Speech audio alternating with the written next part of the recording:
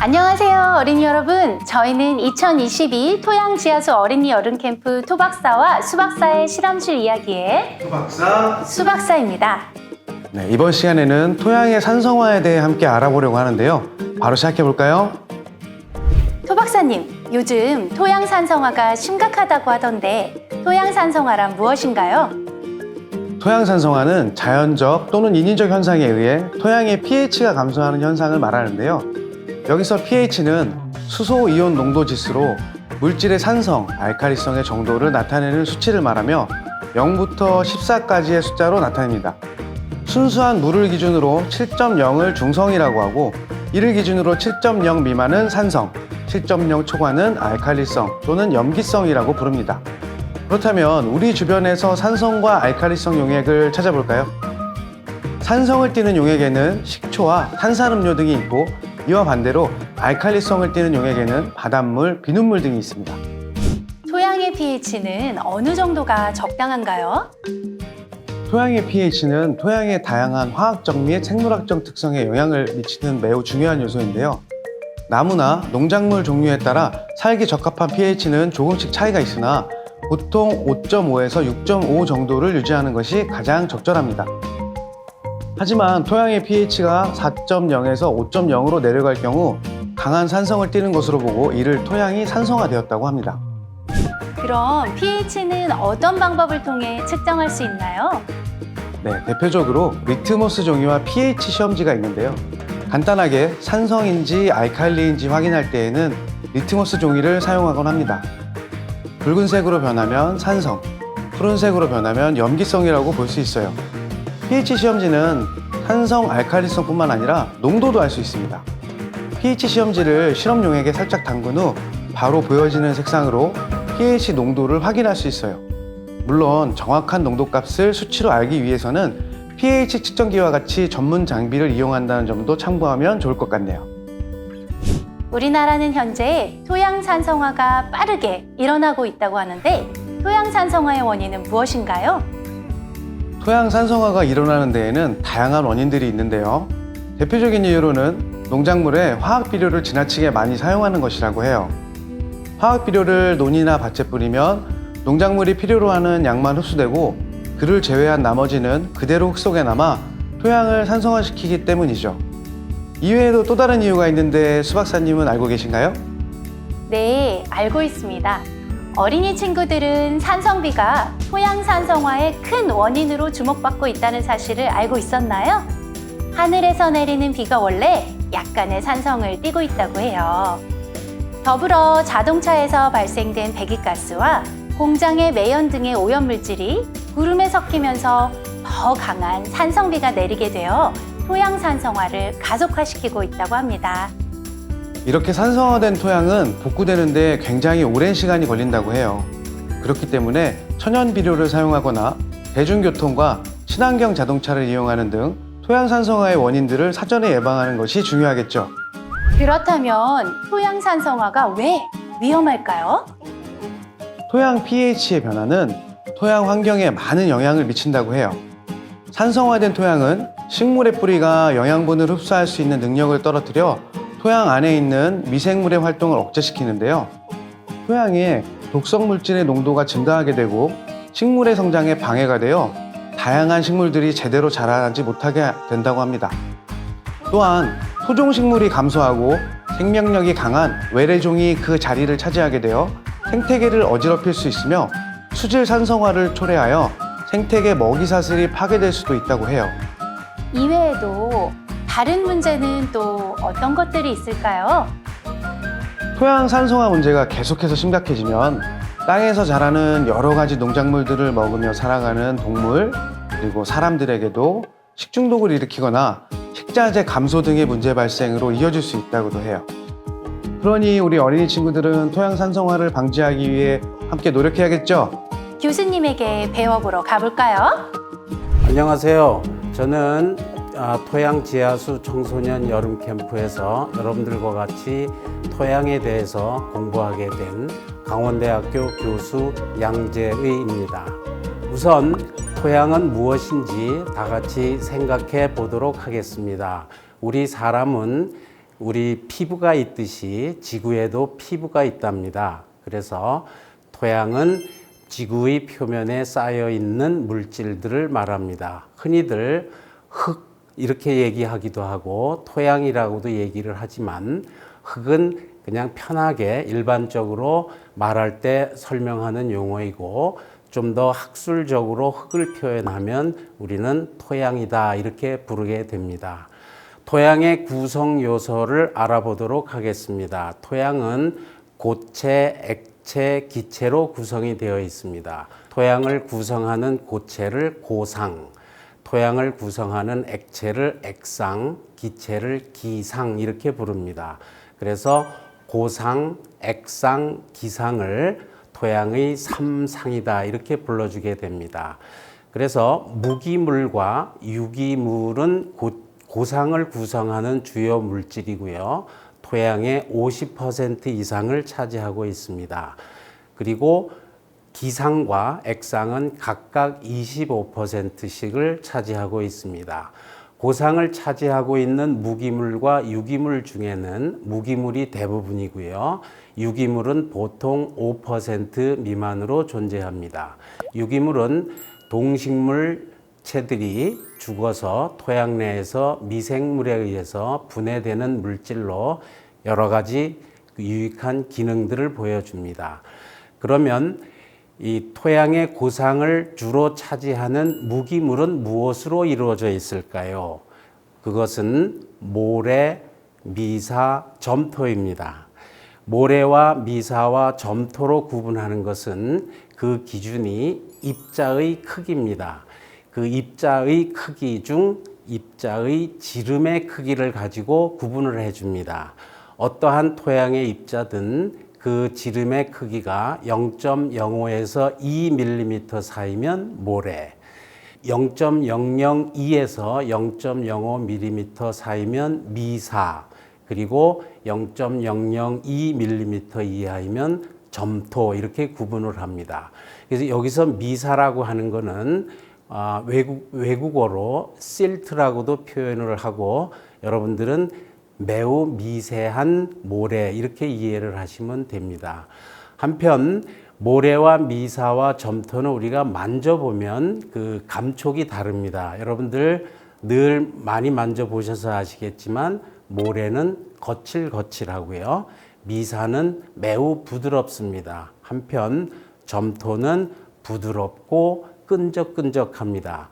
그래서 여러분들 동물을 만들거나 컵을 만드실 때 점토를 사용하는 이유가 바로 거기에 있는 겁니다.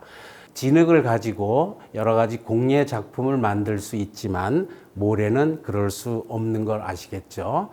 그러면 토양을 구성하는 기본 입자인 모래와 미사, 점토가 토양 내에 여러 가지 형태로 배열이 되게 되면 그 사이에는 공간이 생기게 됩니다.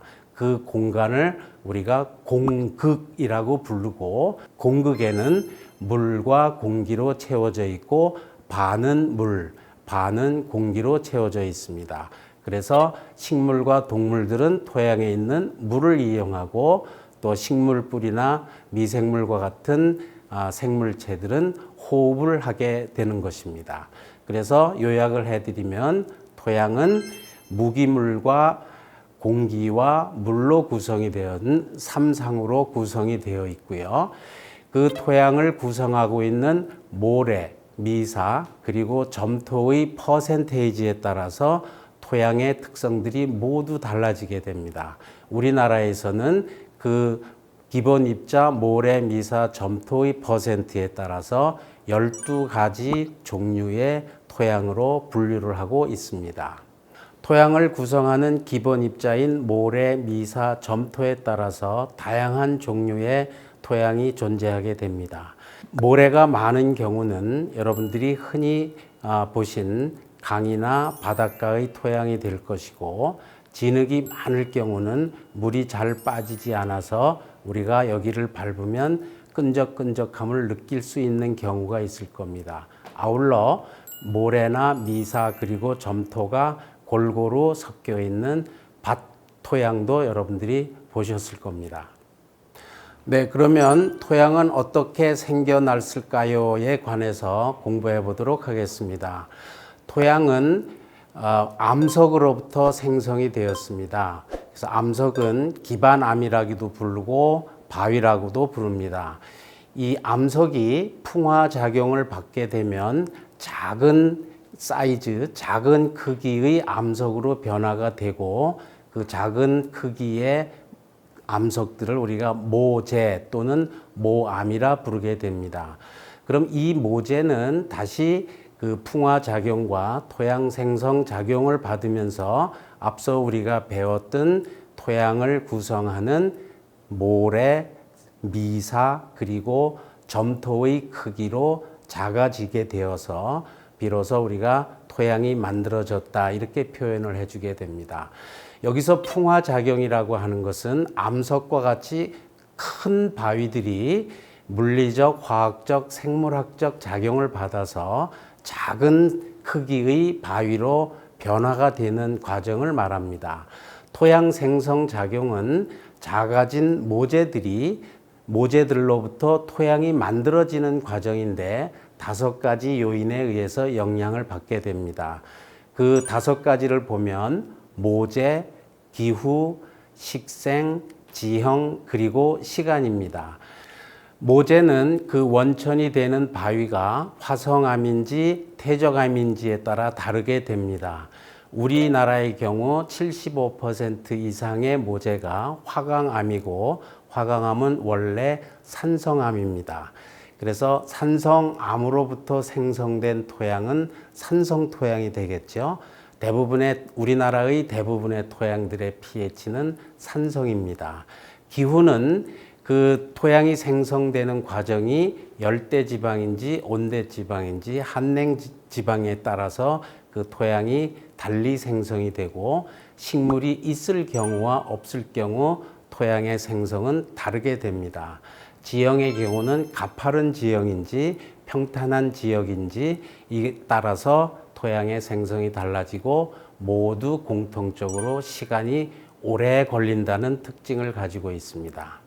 이 사진은 여러분들한테 풍화작용의 예를 보여주는 겁니다. 위의 사진은 미국 그 아치 국립공원에 있는 풍화된 그 아치 모양의 암석을 보여주고 있는데 이것은 바람과 공기, 압력 등에 의해서 만들어진 것이고 화학적 풍화는 바위가 물에 녹거나 공기와 접촉해서 그 특성이 변화되는 작용입니다. 이 지하동굴의 사진은 여러분들이 방문해 보셨듯이 석회동굴이고 형성된 석회동굴은 대표적인 화학적 풍화작용의 예입니다.